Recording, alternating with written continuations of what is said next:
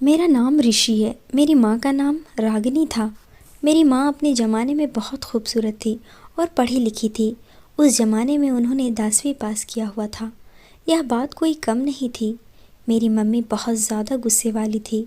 उनको हमेशा से अपने ऊपर बहुत गुरूर रहता था। अपने ससुराल में सबसे बड़ी बहू थी। उन्होंने अपनी बाकी देवरानियों पर बहुत रूप जमा रखा था, अपनी पढ़ाई का और अपने हुस्न का। फिर समय के साथ साथ सब लोग अपने अपने घर बनाकर अलग हो गए और मेरे पापा इस दुनिया से चले गए। मेरी माँ को भगवान ने बस एक ही बेटा दिया, यानी कि मैं। लेकिन मेरी माँ ने मुझे भी बहुत पढ़ाया लिखाया और मुझे इस काबिल बनाया कि पूरे ख़ानदान में मैं ही सबसे ज़्यादा पढ़ा लिखा था और सबसे अच्छी नौकरी भी मेरी ही थी। मेरी मम्मी का भी पूरे ख़ानदान में रौब था। मेरी शादी करवाना चाहती थी।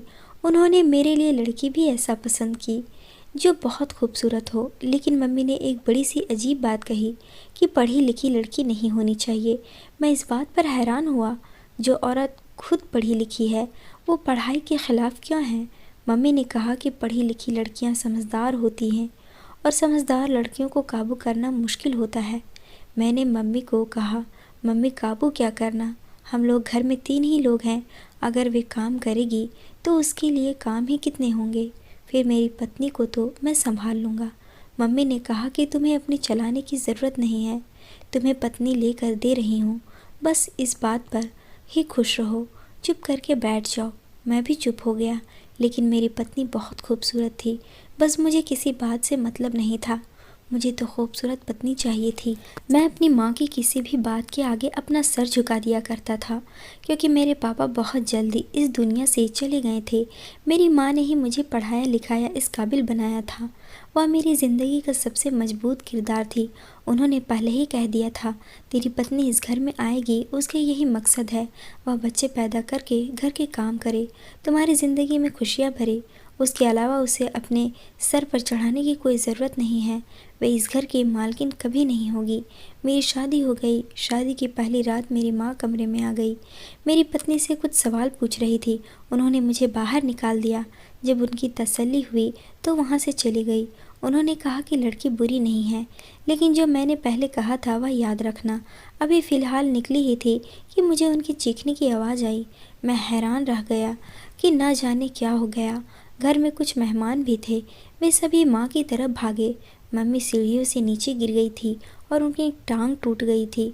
उनको डॉक्टर के पास ले गए तो डॉक्टर ने उनके सामने यही कहा कि सब कुछ ठीक है, फिर से पैरों पर चलने लगेगी।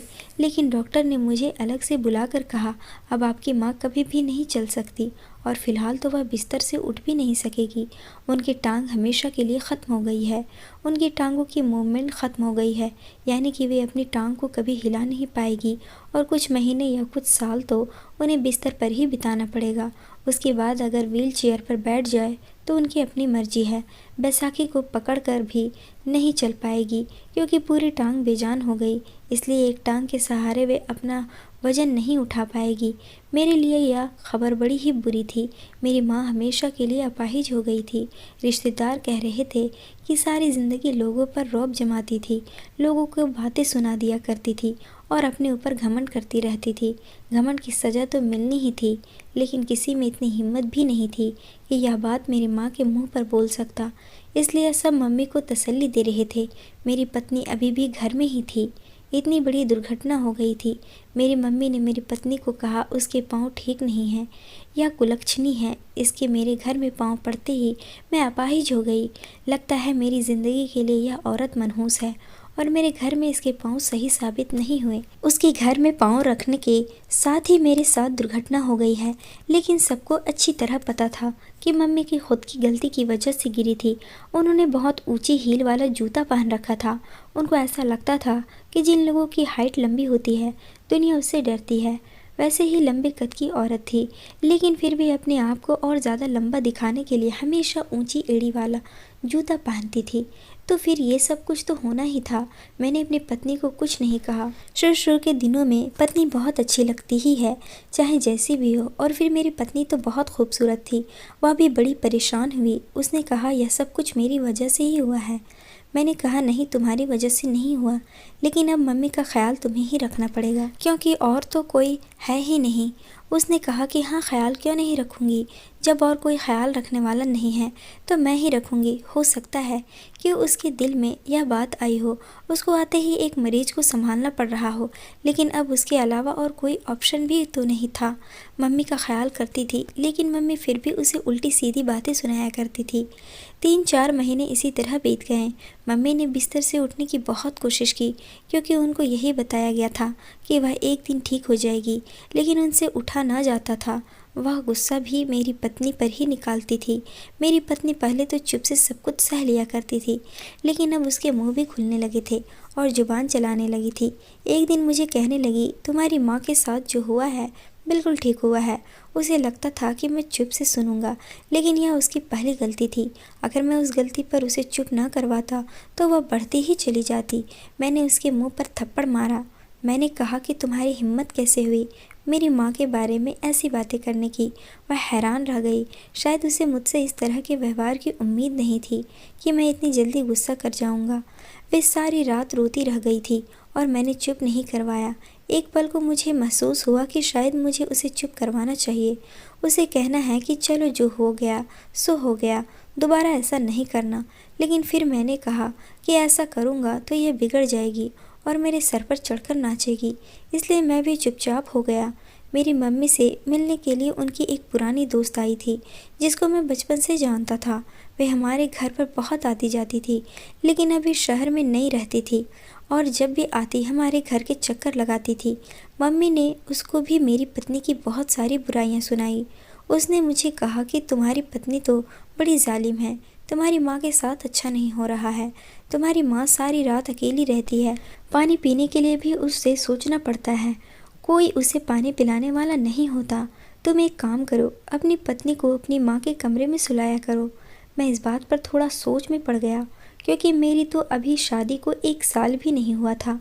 मेरी माँ भी हमारी बातों को सुन रही थी।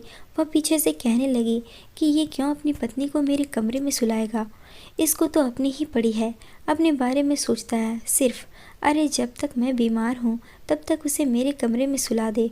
डॉक्टर ने कहा था कि 1 साल के अंदर अंदर मैं ठीक हो जाऊँगी और मैं चलने फिरने के काबिल हो जाऊँगी, तो सारी ज़िंदगी अपने पास ही रखना, अपनी पत्नी को अपने गले का ताबीज़ बना कर पहने रहना।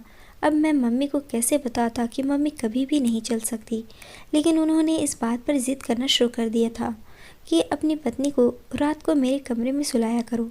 मेरी पत्नी पूरा दिन भी उनके काम करती थी और घर के काम भी करती थी। अब रात को अगर उसके कमरे में सोती तो उसे रात को भी बराबर उठना पड़ता, लेकिन और कोई रास्ता भी नहीं था। मैंने अपनी पत्नी को यही कहा कि तुम्हें आज से अपनी सास के कमरे में सोना है, तो तुम्हारा क्या ख्याल है। मैंने उसे हुक्म दिया, तो मैं आज से वही सोना होगा। मेरी पत्नी की शक्ल तो थोड़ी बन गई थी, वे इस बारे में खुश नहीं थी, लेकिन वह बोल नहीं सकती थी। मेरी पत्नी मम्मी के कमरे में सोने लगी। मम्मी रात को कभी उससे पानी मांगती, कभी दवाई मांगती, कभी अचानक उनका किसी चीज़ को खाने का दिल करता तो वो भी मांगती, साथ साथ बातें भी सुनाती। एक दिन ऐसा हुआ कि सुबह सुबह मेरी पत्नी मम्मी के कमरे से वापस आ रही थी और मैं काम पर जाने की तैयारी कर रहा था। मैंने उसे कहा कि मेरे लिए नाश्ता बना दो। उसने कहा कि 1 मिनट में मुँह हाथ धो लेती हूँ, फिर आपके लिए नाश्ता बनाती हूँ। जब वो बाथरूम की तरफ जा रही थी तो मैं उसकी चाल को नोटिस किया, वे कुछ अजीब सी चल रही थी। वापस आई तो मैंने उससे नहीं पूछा कि क्या प्रॉब्लम है। उसने मुझे नाश्ता बना कर दिया और मैं ऑफिस चला गया। लेकिन मैं अगले 2-3 दिन में यह बात नोट की, जब मेरी पत्नी मम्मी के कमरे से वापस आती वे लंगड़ा लंगड़ा कर चलती थी, उसकी चाल ख़राब होती थी। एक दिन मैंने पूछ ही लिया, मैंने कहा क्या तुम्हें कोई प्रॉब्लम है। जब रात को तुम सोने जाती हो तो अच्छी भली रहती हो, वापस आती हो तो तुम्हारी टांगें तुम्हारा साथ नहीं देती। उसने कहा कि मैं ज़मीन पर सोती हूँ, इसलिए मैंने कहा कि ज़मीन पर सोने से इंसान की टांगें टूट जाती है। तो कहने लगी मुझे कुछ नहीं पता, अपनी माँ से ही जाकर पूछ लीजिए। लेकिन एक बात याद रखना, जो आपकी माँ मेरे साथ कर रही है ना, देख लीजिएगा उसके ऊपर भगवान की श्राप लगेगी। इतनी दिल की बुरी औरत है, दुनिया उसे श्राप देती है और जब वह मरेगी तो पूरी दुनिया देखेगी। मेरी पत्नी तो अचानक से ही बोल पड़ी। मैंने उसको फिर से मारना शुरू कर दिया। मैं उसके ऊपर हमेशा गुस्से में ही हाथ उठाता था। मेरे गुस्से का यही मतलब था, उस पर मुझे हाथ उठाना ही उठाना है। उसे भी इस बात का पता होता था, लेकिन मार खाकर वह ढीठ हो गई थी। कहते हैं कि मर्द का हाथ एक दफ़ा उठ जाए फिर रुकता नहीं। मेरे साथ तो यही समस्या थी। लेकिन ये जो हाथ उठाने वाले मर्द होते हैं ना, वह यह नहीं सोचते कि हाथ उठाने से औरत को उसकी आदत पड़ जाती है और इस तरह रोज़ रोज़ इस तरह से अपने अभिमान के अपमानित होने से उनके अंदर ताकत आ जाती है और फिर वे हमारी ऐसी उतारती है कि तुम कभी सोच भी नहीं सकते। क्योंकि हाथ उठाना तो आखिरी हो जाता है, फिर पति पत्नी के रिश्ते में वह बात नहीं रहती। मेरी पत्नी रोज़ ही लंगड़ा लंगड़ा कर चलती थी। मेरी माँ पता नहीं उसके साथ क्या करती थी, या तो वह जानबूझकर ये सब कुछ कर रही थी। मुझे ऐसा लगता था ताकि मैं उसे अपनी मम्मी के कमरे में सोने से मना कर दूँ और वो मेरे कमरे में ही सोया करे। इस तरह हमारा रिश्ता भी ख़राब हो रहा था, हमारी ज़िंदगी भी डिस्टर्ब हो रही थी और अभी तक हमारा कोई बच्चा भी नहीं हो रहा था। मेरी मम्मी इस बात का भी मेरी पत्नी को बहुत ताने दिया करती थी। कहती, मनहूस कहीं के, कोई बच्चा नहीं हो रहा। मेरी तो इच्छा है कि अपने पोता पोती की शक्ल देखकर इस दुनिया से चली जाऊं। लेकिन औलाद कैसे होती है जब हमारे संबंध ही आपस में ठीक नहीं थे। एक दिन मम्मी के इतना कहने पर मैं अपनी पत्नी को डॉक्टर के पास ले गया। डॉक्टर ने अजीब सी बात कह दी। उन्होंने कहा कि आपकी पत्नी को बहुत कमज़ोरी है, आप अपनी पत्नी को आराम करने दिया करो। डॉक्टर ने अजीब से शब्द में यह बात की थी, जबकि मैं सोचता रहा उसको तो आराम ही आराम है। यह डॉक्टर क्यों ऐसे शब्द निकाल रहा था और किस अंदाज में बात कर रहा था। मैं वापस आया तो मैंने कहा, तुमने डॉक्टर को ये सब कहने के लिए कहा होगा। जब वह तुम्हें अंदर ले गई थी चेकअप के लिए, तुमने कोई उल्टी सीधी बात की होगी। उसने कहा कि मैंने कोई बात नहीं की। अगर आपने मुझे इस बारे में कसम भी खिलवाने हैं तो खिलवा सकते हो। इसके लिए तो अपने माँ बाप की भी कसम खा लूँगी, या फिर आपको इससे भी यकीन नहीं होगा तो मैं गीता पर हाथ रखकर भी कसम खा लूँगी। मैंने कोई बात नहीं की। मेरी पत्नी तो हफ्ते से ही उखड़ गई थी। अब तो वो मुझे गालियाँ भी देने लग गई थी और उसको यह पता था कि मुझे मार भी पड़ेगी। वह फिर बोलती थी। वह बहुत ज़्यादा बदतमीज़ हो गई थी और मैं मरने के अलावा कुछ कर भी नहीं सकता था और गुस्से में आकर डांटता था, गालियाँ देता था, उसके माँ बाप को भी बुरा भला कहता था।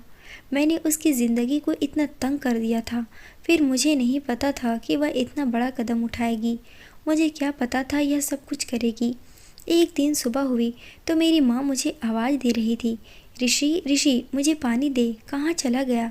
तेरी पत्नी कहाँ मर गई? तू मुझे पानी पिला दे। मैं समझ गया कि मम्मी पानी मांग रही है और फिर मैं सोचने लगा, मेरी पत्नी कहाँ गई है?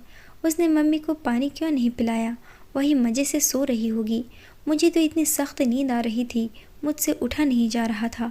फिर भी मैं उठ गया, मम्मी के कमरे में गया तो मम्मी पानी मांग रही थी और अब मेरी पत्नी के साथ साथ मुझे भी बातें सुना रही थी। मैंने उनको पानी पिलाया और मैंने कहा, कहाँ गई है? तो उन्होंने कहा, पता नहीं कहाँ मर गई है। मैंने तो उसे आधी रात से नहीं देखा, उसके बाद से पता नहीं कहाँ है।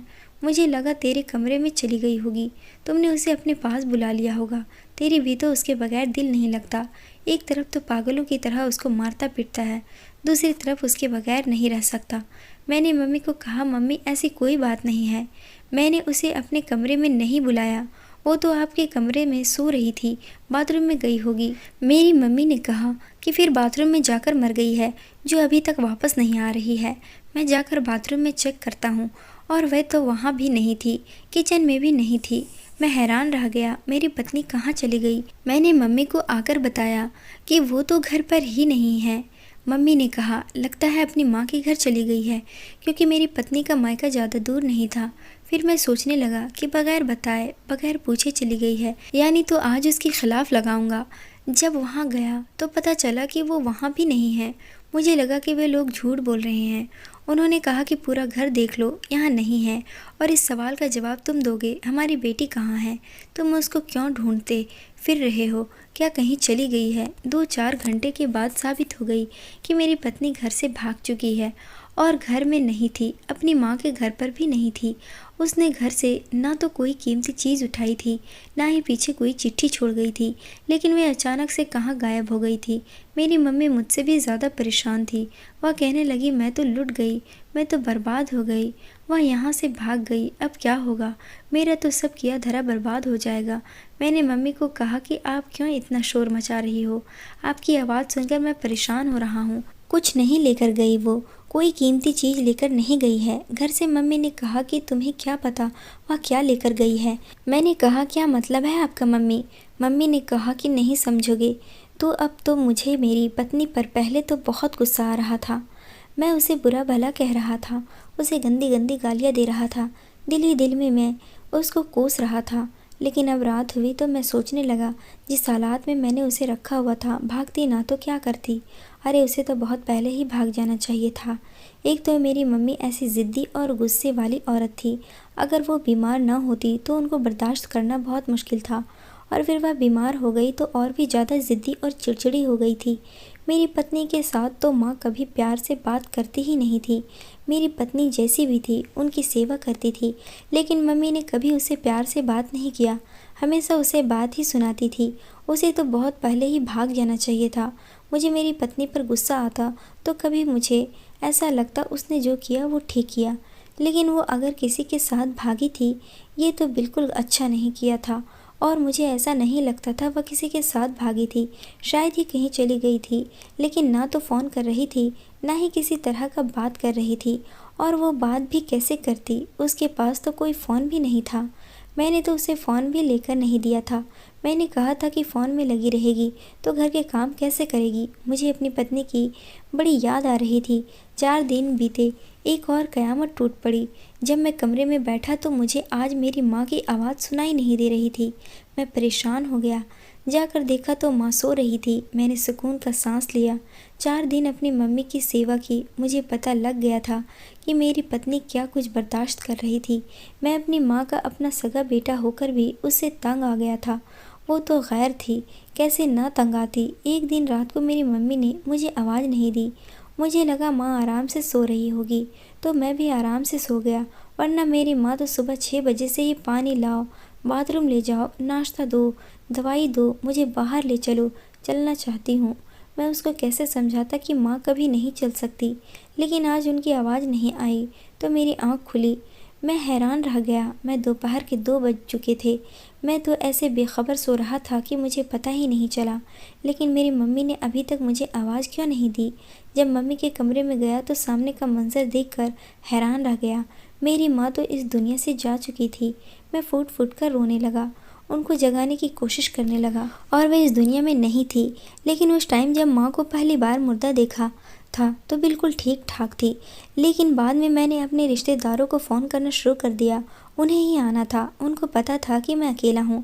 मेरी पत्नी तो पहले ही भाग गई थी। सब लोग आ गए और घर में एक मातम का माहौल बन गया था।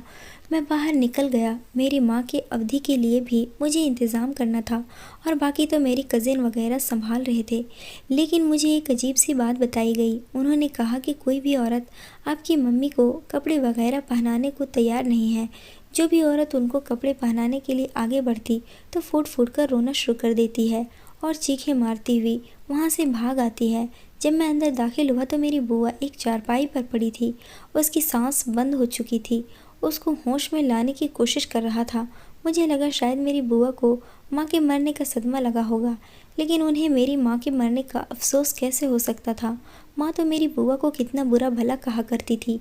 औरतों ने बताया कि ये तो सिर्फ मुर्दे को कपड़े पहनाने गई थी, उसकी यह हालत हो गई है। अब कोई भी औरत मुर्दे को कपड़े पहनाने के लिए तैयार नहीं है। मैंने अपनी एक मौसी से कहा, मैंने कहा मौसी ये मेरी माँ है और आप भी मेरी माँ जैसी हैं, आप यह काम कर लो। उन्होंने कहा बेटा ना मैं नहीं जा सकती, वैसे ही दिल की मरीज हूँ। उसकी हालात देखकर ये दिन बैठा जा रहा है। नहीं तुम्हारी माँ पर लगता है भगवान की श्राप पाई है। उसने पूरी ज़िंदगी किसी के दिल की दुआ नहीं ली। मैंने मौसी से कहा आप लोगों को अब भी अपनी दुश्मनी की पड़ी है। मेरी माँ इस दुनिया से चली गई है। अब तो आप लोग ये हरकतें छोड़ दें। अब तो अपने दिल से भड़ास ना निकालिए। उन्होंने कहा कि बेटा बात दुश्मनी की नहीं है। अगर तुम्हें यकीन नहीं आता तो तुम खुद जाकर देख लो। मैंने कहा हाँ मैं खुद ही चला जाऊँगा, खुद अपनी माँ को तैयार कर लूँगा और मैं कोई तरीका निकाल लूँगा, लेकिन आप लोगों के मोहताज नहीं रहूँगा। आप सब लोग डर का बहाना बनाकर बैठी हो। ऐसा भी क्या डर है, मेरी माँ मैं। लेकिन जब मैं अपनी माँ के पास गया मैं भी देखकर डर गया था, क्योंकि मेरी माँ के हाथ पैर सब उल्टे हो गए थे। ऐसा लग रहा था जैसे कोई राक्षसनी हो। उनकी दोनों आंखें पलट गई थी। मैं उन्हें देखकर हैरान रह गया। ऐसा लगता था वे अपनी आंखों में देख रही हो और हमें कह रही हो कि तू भी मरेगा। मैं खुद भी वहाँ से बाहर आ गया और सामने का मंजर देखकर हैरान रह गया। सामने मेरी पत्नी खड़ी थी। उसने कहा कि मैं खुद जाकर अपनी सास को नहलाऊंगी और उनको कपड़ा पहनाकर बाहर लाऊंगी। मेरी पत्नी अंदर चली गई। मेरी माँ एक ईसाई धर्म की थी, तो उन्हें कब्रिस्तान में ले जाया गया। कब्रिस्तान में भी एक अजीब सा किस्सा हुआ। कब्र का मुंह बंद करते करते हम लोग बहुत थक गए थे। कब्र का मुंह बंद ही नहीं हो रहा था और सारी मिट्टी न जाने कहाँ जा रही थी। ऐसा लगता था कि मिट्टी कम हो गई है, जबकि मिट्टी तो कब्र से निकाली गई थी। और कहाँ जाता है, मिट्टी काफ़ी सारी बच जाती है।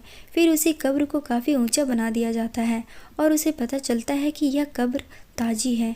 और मेरी माँ की कब्र के साथ तो ये हाल था। मिट्टी कम पड़ जा रही थी, लेकिन कब्र बंद होने का नाम नहीं ले रहा था और बड़ी मुश्किल से कब्र का मुंह बंद किया गया। सारे मेहमान वगैरह चले गए। रात हुई तो मेरी पत्नी ने सारा घर साफ़ किया। मेरी मम्मी का भी कमरा साफ़ किया।